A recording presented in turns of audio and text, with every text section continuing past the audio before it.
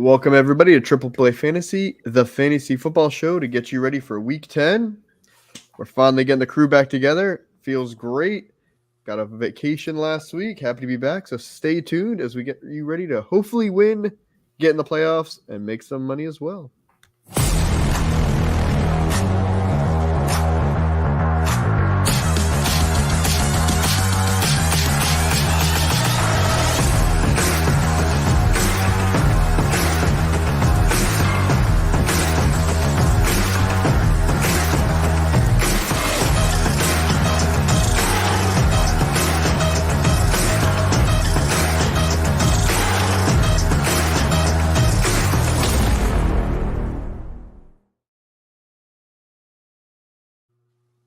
All right, everybody, welcome in. I'm your host, Zach, at FF Tuba Batman. Glad to be back. I am joined today, as always, by the wonderful and great, I'll call you both wonderful and great, Alex at Alex Mateo 94 and Doc at AAA Fantasy. Gentlemen, how are we doing tonight? Doing great. Good to have the gang back together. It's been since week 7 that all three of us have been on the show. It has been a second. It's been 3 weeks, and Alex, you're still wearing some Philly memorabilia every time that we come on. Always. Go Birds. Here's the thing for the rest of the season. You can't repeat, and then we'll see actually how much Philly gear you have. Okay, so far we've went through just a normal hoodie, Castellanos, and now Slay. Got it. Okay. That's fair. See, I try not to wear my Cowboys gear after they lose. It doesn't work for me. So you won't be wearing it too often then. That's hilarious. They're still pretty good. So I wore my Orlando FC, we'll call it football kit for those. If you're watching over the pond in the middle of the night or in the middle of the morning, we appreciate it. Since Orlando's playing tonight in the playoffs. But enough about MLS, because no offense to MLS, it's trash. We're going to get right into NFL fantasy football. We're going into week 10 already, double digits. Playoffs are coming up. Most leagues, you got 5 games left. A lot to play for. We're here to get you ready. Before we talk about week 10, Doc, can I get your one takeaway from week 9? Taysom Hill, once again, is a super underrated fantasy asset at the tight end position because he's not quarterback eligible, and I think any format this year. But still, he is one of 5 players of all time to have 10 passing, 10 rushing, and 10 receiving touchdowns. And just from a rushing perspective, 11 carries for 52 yards. Like we talk about, if you don't have a top tier tight end and you just stream a random one and they get a touchdown and banked out, that's almost his floor, is 6 points just from rushing. But, you know, when we talk about the MVPs and some of the values, like Taysom Hill, year in, year out, because of just his durability and his Swiss Army knife potential, and the way that Dennis Allen uses him is the same way Sean Payton used him. And damn it, this is my Taysom Hill rant, and I'm glad I have him in a couple leagues. Yeah, completely agree with you there, Doc. Hill, once again, it's not like last year where he played a few games at QB and was almost like a glitch in the system, being able to play at tight end. He's doing it on the ground, in the air, and as a receiver. Like you said, the Swiss Army knife, he's actually being used like one. He is the Saints player that they put for the tush push. Like everybody has a designated player. Most oftentimes it's the quarterback. Taysom Hill is that guy over Kamara or Derek Carr. Like that, we have to start talking about that position having value. Yeah, no, absolutely. That'll be a metric next year. We're working on the offseason, the tush push statistic. All about that brotherly shove. Only works when you got Dalen, though. He's gonna get hurt doing that, though. He's gonna get hurt. They're gonna hurt him. He's gonna mess up his legs. He's already messed up. It's okay. We'll see if he holds up. But Alex, what is your one takeaway from week 9? All right, so it's going back a little more than just week 9, but don't panic yet about the Rams receivers. I know a few weeks back they were looking really hot, and I said Cooper Kupp's back. He's a star. Puka's said it and forget it. Yeah, they combined haven't done much since. And Stafford's down. They did just bring in Carson Wentz. But they're both seeing volume. Each of the last 5 games, they've seen at least 7 targets each, all the games. They have their bye week, so that does give Wentz some extra time to learn the offense, get some type of continuity with them. Don't get me wrong, Carson Wentz isn't anything. But if you're going to throw the ball with Bryce Rippin for 28 times, Wentz is going to be doing that. So the volume is still going to be there. So you just got to hope there's some positive regression for those two guys for the rest of the year. I kind of disagree with that. I think it is panic time. I think like Wentz is an improvement, but Wentz hasn't played football in over a year. No, it's a makeshift offensive line. The problem is if you can panic, but you're not going to be able to trade away Kupp or Nakua for anything that you're going to see as value. So you might as well. I guess, it raises their floor significantly. You're telling me they can't do better than 2 for 40 yards on 7 targets? I mean, anything can go up from there. Like, that's probably the absolute it's raising their floor significantly. I mean, if you told me that Puka would average like 45 receiving yards per game rest of season without Stafford throwing him the ball, I would believe it.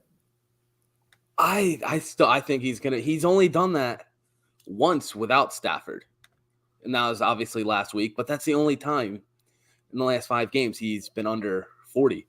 Look, Carson Wentz is no Josh Dobbs, I'll do a charity bet. I'll say Josh Dobbs just needs to show up game day. I don't need to know names. I don't need to know plays. You just tell me where to throw it. I'll send it that way. Yeah, guys. Carson Wentz is no Josh Dobbs. You said 45 yards? I'll make that bet. I mean, I'm being maybe that's downplaying a little bit because the Rams will be trailing the entire and throwing game. A lot. They're going to get the garbage time points. Hey, I mean, I'll put it this way. Alex, I'll bet you on this. Assuming Matthew Stafford does not play anymore, I guarantee you Puka doesn't have more than 100 receiving yard game. I'll take that bet. All right. We'll talk about it, the details offline. Love it. And with that, thank you for the segue. We're going to talk about Week 10 bye weeks, bye week teams. The Rams are one of them. There's only 4 teams, which sounds really reasonable after 6 teams on bye a couple weeks ago. However, the 4 teams that are on bye, you could have a whole roster of just these 4 players from these 4 teams. So we have the Eagles, the Chiefs, the Dolphins, and the Rams. So there is a good chance your roster is looking rough this week as you try to patch it together based on injury and then based on these bye weeks. So good luck, but that's what we're here for. If you have any comments, questions, drop them over on YouTube or Facebook. Best way for us to answer them for you. As we try to help you, you can always reach out to us throughout the week as well on X. We're happy to help answer your questions. But let's go into this injury update. I got a long list for you guys. Some of them we don't have a lot of information yet. Some of them we do. Let's start with Jamar Chase has a back injury. We have no idea how severe it is. He could be fine playing this week. He could be out for a month. We don't know yet. It's very, very murky right now. Daniel Jones tore his ACL, done for the season. Cam Akers tore his other Achilles, done for the season. Unfortunately, probably done for his career as well.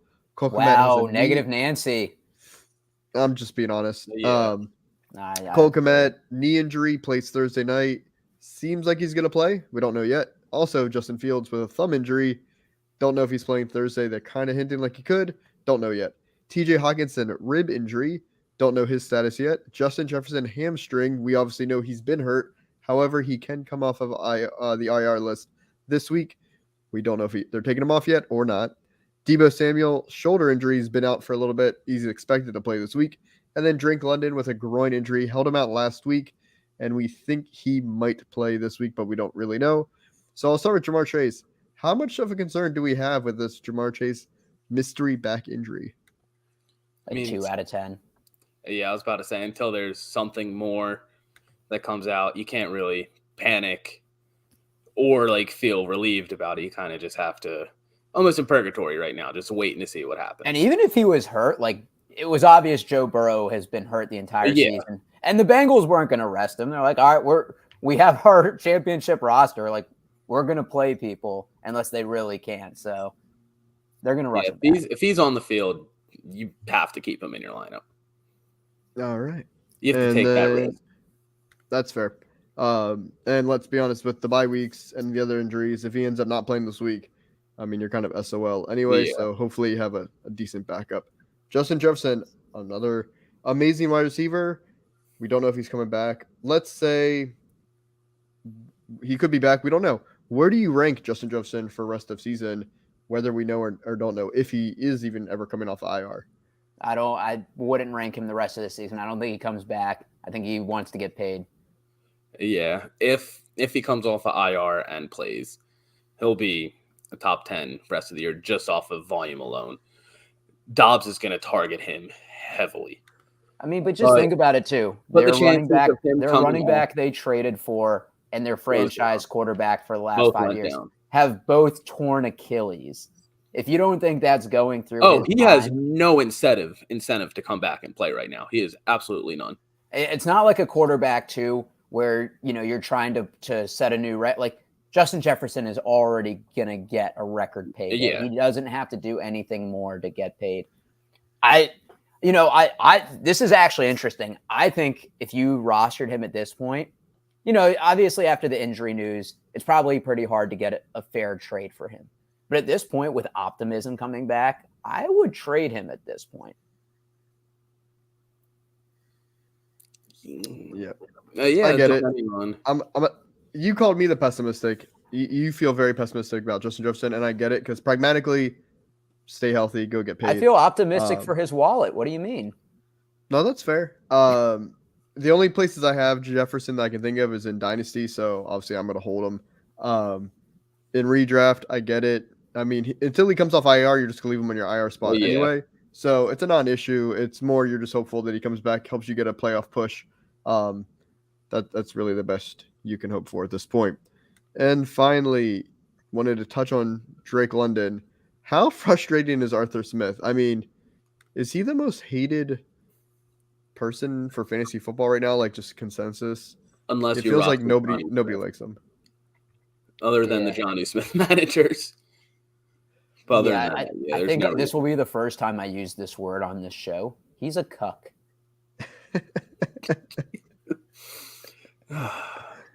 It's true. I feel like that's the only word that you can use to describe him. At this point, you might as well draft Atlanta backups. In the future, you should draft Atlanta backups at a discount. Or just hope Arthur Smith. No, you can't hope. Hope he gets the boot. I mean, you got to zig. The Cardinals. You got to zig. Not hope he makes the right decisions, but hopes he gets fired. Because the right decisions aren't coming. Yeah, I just love all the jokes about all the backups that were being played for the Vikings against him, and everyone's just like, I bet Arthur Smith was like, man, that's a great strategy. Like they beat me at my own game. Yeah, but yeah, so Drake London, we hope he's back. I think he's super talented. I like that Heineke's finally the quarterback there. I love that offense. I hate their offensive play caller, aka Arthur Smith. I mean, there's so much talent, which there should be. They took 3 top 10 first-round picks, all offensive players. So we'll see what happens. We can be hopeful. I don't expect it to turn around. In consecutive years, too. Yeah, in 3 years in a row. In 3 years in a row, in the top 8, and you don't utilize any of them. Correct. It's baffling. It's baffling to me. We shall see. But with the Falcons... the thing is, they're 4-5. He wants to prove that he's smarter than everybody else. And that was fine at the beginning of the season, but now they're like losing to games they should not be losing. Like you can't lose to Josh Dobbs when he literally doesn't know who his teammates' names are. That can't happen. Yeah, he's meeting his teammates by reading the back of their jersey. Yeah. Drake London was number 8 overall. Forget that sometimes. Bijan was 8. And Pitts was 4. Yeah. So speaking of the Falcons, over to the favorite bet or prop of the week for Week 10. I'll go with mine first. I might be crazy, but the Falcons are -1 at Cardinals, -110. I mean, yes, Kyler Murray's probably coming back, which has moved the line down a little bit. I think it started at like -2.5 for the Falcons, but I mean, I'm not that excited about Kyler Murray with that offensive line coming back from ACL the week that a new Call of Duty comes out. Call of Duty drops this week. So, jokes aside, I mean, I'll take -1 for the Falcons. If they don't show up this week, when are they going to show up? Zach, I agree with you completely. And last time you and I agreed on the Falcons, we lost. So either we're bad news or we're right in our wrongs. I had that written down and then crossed it out to my next one. The Texans at +6.5 against the Bengals. And I love that one too. I saw you put that one in. The way they've looked the last few weeks, the way CJ Stroud's been playing, you're saying the Bengals are going to beat them by a full touchdown. I do. Which, just the way Stroud's been looking, I think he has more than enough to keep them in that game. And especially if Chase is out, they can focus on T. I mean, if Chase is out, that's 6.5 for sure. But it's sweet. That's what I'm saying. If you get that line now, and then we find out Chase is even questionable, yeah. But at this point, I would take the Bengals 6.5. They've looked really good recently. They've beat the 49ers and Bills back-to-back weeks. Well, Brock Purdy was playing with scrambled eggs in his brain, so I mean, they dropped 31 on that defense. That is true. That's just my thought, and maybe it's me giving up on live betting the Bengals under 8.5 wins when they lost to the Titans, and I'm just trying to reverse psychology it. Well, this would help that under 8.5. Believe me, if the Texans won this week, I would have a little sigh of relief. Speaking of the Texans and CJ Stroud, little fun stat. He already has more career passing touchdowns than Kenny Pickett. That's amazing. Pickett has 13, and Stroud has 14 on the year. Where do you guys rank CJ Stroud in Dynasty? I saw this today. Probably around 8. Yeah, I was about to say you can make a very strong case in that 6 to 8 range. I think that's fair. Just based on age, yeah, for sure. How he's looked, and then the fact that this team you're assuming is going to continue to build. They're going in a positive direction is what you're hoping for. So, but Dynasty, you're looking at 1 to 3 years. I would say he's probably around 8 right now. But that could change also very quickly because, I mean, there's a lot of talent coming in next offseason. So he could easily jump up to 5. He could slide back to 10, 12, depending on how the rest of the season goes, and then early first half of next season. I'm not making the argument, but you can argue he's in that range after the big 3 of Hurts, Mahomes, and Allen. You can argue anywhere in that range from like Lamar, Herbert, Burrow, Lawrence, Stroud. You can make a case for him over any of those guys. I'm not making that case because I would still take Lamar, Herbert, and Burrow over him for sure, but you can still make that argument and have him anywhere as high as 5, 4, 5, and as low as 8, 9.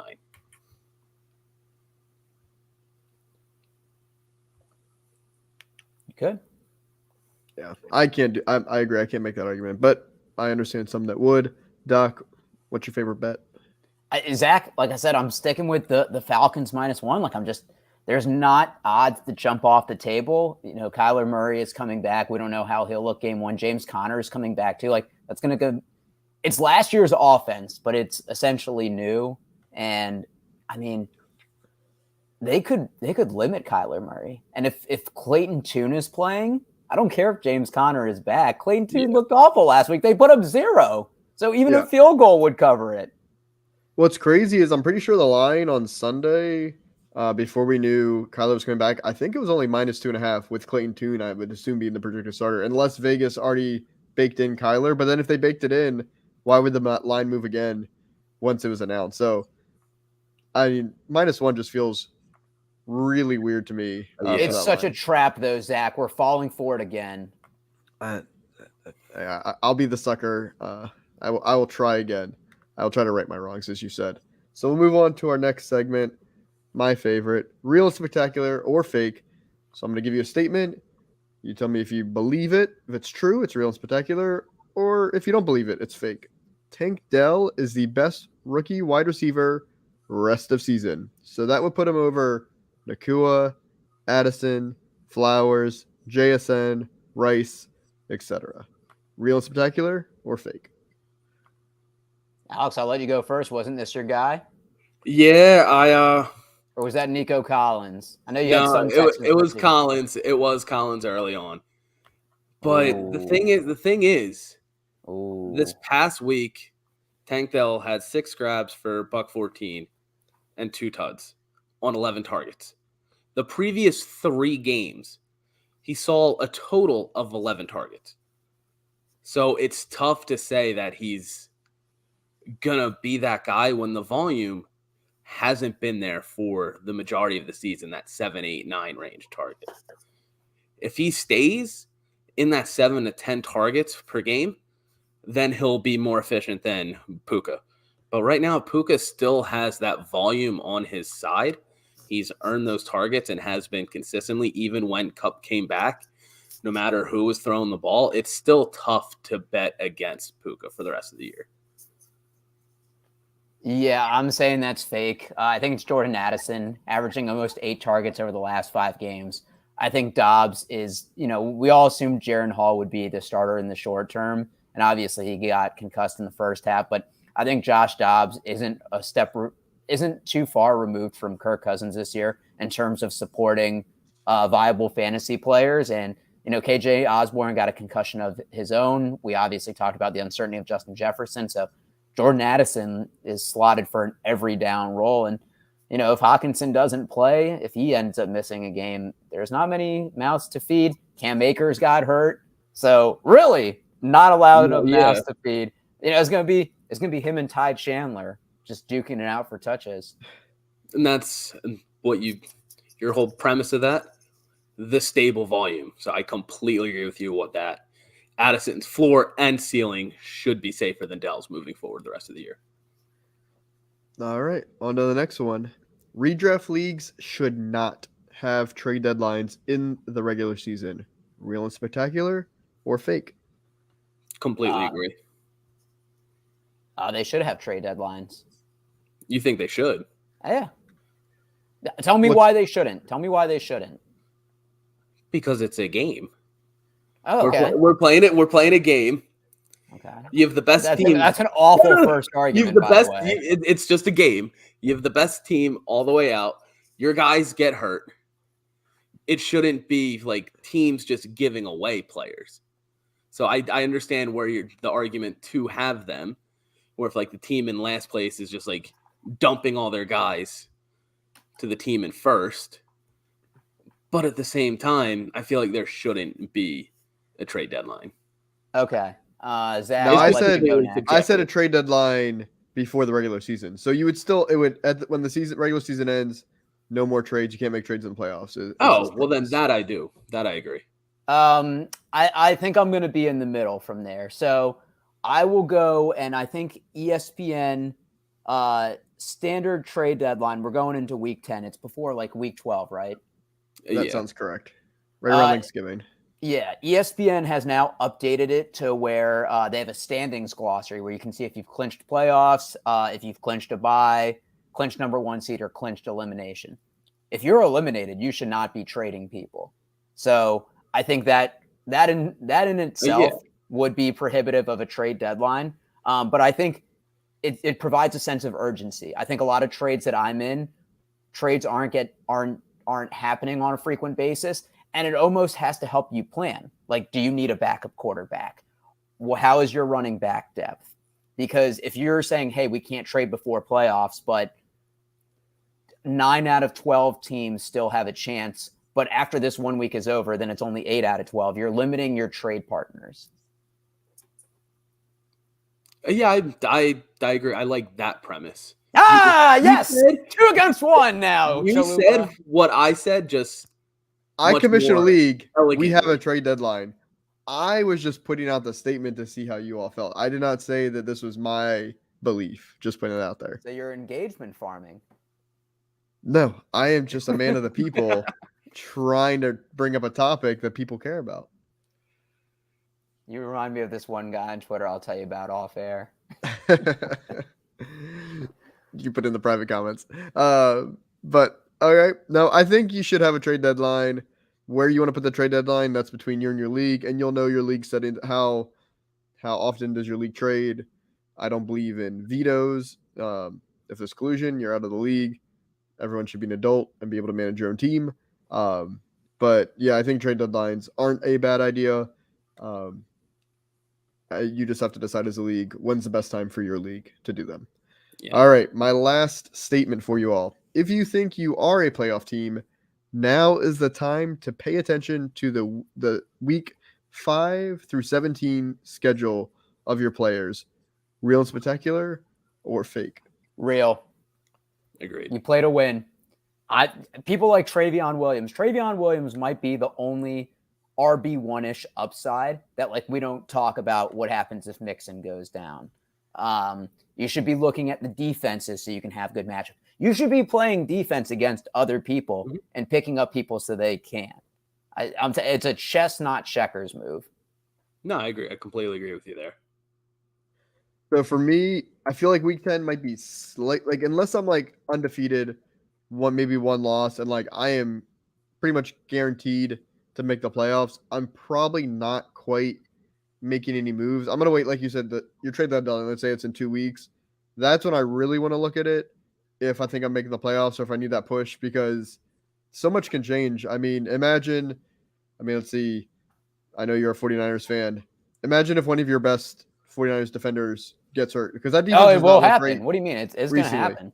Okay, but that completely changes another team's playoff schedule if they get to see the 49ers once or twice. So like, there's just so much that can change with an injury or two for an offense or defense that it's a little too soon for me. Because I asked the question because I've noticed people talking about it now. Now that we're in week 10, everyone's like, oh, they have a great playoff schedule. They do right now. It could easily change because I know before the season started, people like to talk about it, even though it makes no sense to me back then, of how all these guys, like, you have to draft them, get them around early. Yeah, they got a great week 17 schedule. Look at their week 15. Like, I mean, you shouldn't be doing that when you're drafting. But looking now, like the high upside guys, like the high upside. But it gets talked about. And so now it's coming up again. So that's why I just wanted to bring it up. To me, I would wait at least a couple more weeks, or if your trade deadline's this week, you have to think about it right now. I agree. But I am talking about the Travion Williams train. Like, if you've clinched a playoff spot, you should be rostering him. The clear RB2 on a heating up offense. All right. We shall see. That was my last of the real and spectacular or fake. Thank you, gentlemen. So now, who are you yeeting off your roster? Who has to get off immediately? Don't pass go. Do not collect $200. Get them off. I'll go with the man who hasn't had a single game in the top 25 this year, but people still have that hope for him because he's on an ambiguous receiver room. And that's Christian Watson on the Packers. Yes, Jordan Love. Not really loving the way he's playing. He started off okay and faltered off very quickly, and it's impacted all the receivers. Christian Watson, like I said, hasn't had a single game in the top 25. He has one game this year with more than 40 yards, and he doesn't have a single game with 15 PPR points.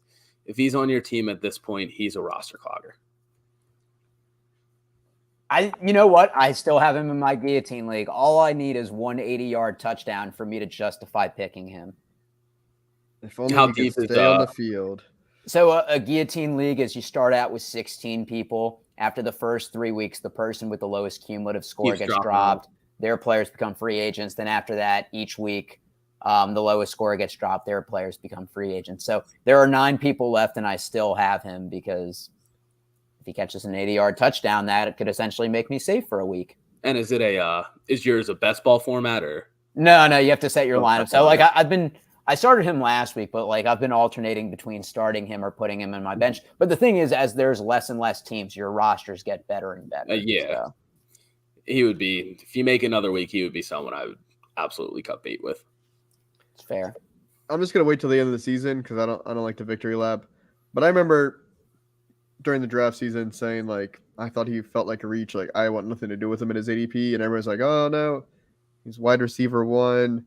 Look at all small sample size, but look at all these great metrics, blah, blah, blah. Yeah. Nope. So far, I feel great about having 0 Christian Watson on any of my rosters. Now, I will say I was wrong about plenty of other players, so please don't make it think like I am saying I was right on my picks. That is not true. But Christian Watson was one of those where I felt like I did get a lot of heat from people when I said do not draft him at his ADP. So, Doc, who are you yeeting off your roster? Somebody that I was fading in the preseason, Zach. I hope you remember when we had Joe and Brad on for the NFC East preview. Darren Waller. I said this is a guy in his 30s with hamstring injuries. And as of 3 days ago, he was placed on IR, meaning he's missing at least 4 games. Well, the Giants have no incentive to rush him back this season. And I say this because he's still owned in 85% of ESPN leagues. So I have seen him become a free agent. I think some people are holding on hope he could come back for the playoffs, but he's a roster clogger. He's not going to play. No. Why would he come back at this point to play with Danny DeVito? Danny DeVito, but yeah, Tommy DeVito, their new starting quarterback. Yeah, I wish I listened to you. I have a couple rosters with Waller. It's okay, Zach. You can listen to me next offseason. Absolutely. That's why you should all tune in. And when I tell you to draft Jahan Dotson at an early place. See, if you listen to all of us all the time, you're going to be wrong. But if you pick and choose who you listen to at the right time, then you'll be right. Promise you we are going to get you championships. And that's why we all have different opinions. So thank you all for listening. With that, you said I was wrong about a lot, especially week 8, which was the last show I was on, and then I went on a cruise. But we're about to talk about the random tight end touchdown of the week. I don't really give out too many players. But if you guys do recall, I did say Tommy Tremble nailed that one. Would score a touchdown in week 8. I might not have even known it happened until a few days ago because I did not have internet service. And then I remembered, let me see what happened. He only had 2 catches that week, 4 yards. But one of those catches was a touchdown. So I did nail my random tight end touchdown of the week. I don't even want to give out any more picks because I'll never top that again. It felt great. Come on, don't learn nothing. Don't learn nothing. Don't worry. He did nothing in week 9. Literally bagels across the board in week 9. But it felt great in week 8 while I was drinking plenty of beer on a cruise ship. So, Doc, who is your week 10 random tight end touchdown of the week? So I'm telling you, this time it is going to happen. Like I know I say this every week, but like this time it's different. So my friend was betting under Connor Hayward receiving yards for the longest time before he was mainstream. And so last week, 2 catches for 16 yards on 3 targets. The week before, 5 catches on 6 targets for 24 yards. The volume is there. And he's getting his first touchdown. Brother of Cameron Hayward, Connor Hayward, first NFL touchdown. Let's go. Zach, I just can't wait till next week when this happens and I finally just get this monkey off my back that I've never hit before. Oh, it feels great. Like I've never felt lighter. Like you can see it happening, right? I'm not crazy. No, you're definitely crazy. Other reasons, but yeah. I will do some research for week 11, and because I saw Jordan Anthony. Appreciate you watching in. He wanted to double it. I am not ready for week 10 to give you a strong convicted pick, and I don't want to give out bad advice. I already do it enough, so I'm not going to do it without any research. So I will come with week 11. I will give you a random tight end touchdown for week 11 next week. I promise. You know who would be super random? I'm looking at ESPN projections. Steven Sullivan, backup tight end for the Panthers. He had 4 already got catches Tremble for in there. 28 We're not going to yards force in another No. Panther. You know what? I love a name with alliteration. Steven Sullivan. Gosh. I'm going Connor Hayward, but might have to sprinkle a few bucks on some Steven Sullivan anytime touchdown. You're a sick man, Doc. Oh, totally. All right. But with that, I hope you guys were entertained. It was fun. It was great to get everyone back together again. Can't wait to do it again for week 11. Good luck in week 10. Hopefully your rosters don't look horrible. And if they do, hopefully you're like 9-0, because I mean, you got a lot of good players if they're all in bye this week. Yeah. Right before we got out, would you trade Ayuk and Javonte Williams for Eckler? But yeah, sure. Ooh. If you need a running back, I would like to know the rest of the team, and I would like to know if this is PPR or not. But put in the comments, Mateo. We will answer it in the comments because we have to get out of here because Triple Play Fantasy doesn't just talk about football. We got a baseball show coming up right after this as you're watching live at 9 o'clock. So tune in for that. We can wait a minute if Mateo puts in the comments. We'll see if he puts it in. I'm trying to get out of here, and Mateo's just jumping in the last second. We appreciate you watching, Mateo. Thank you. Make sure you like and subscribe. Yeah. No, we got nothing. All right. Eckler's 2 touchdowns. Yeah, I was still do Eckler. Yeah, I'll take the Eckler side. Yep. It's a huge upgrade over Javonte.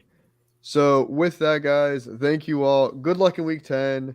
Like I said, subscribe, Triple Play Fantasy. Oh, he brought in. He's got Cook and Bijan. You're taking Eckler. Just take it. Yeah. Take him. You need him. Take him. Take Eckler. Tell us the wide receivers. Tell us the other side. Don't do it, Mateo. Just take Eckler. All right. Have a good night, guys. Thanks for tuning in. We'll see y'all next week.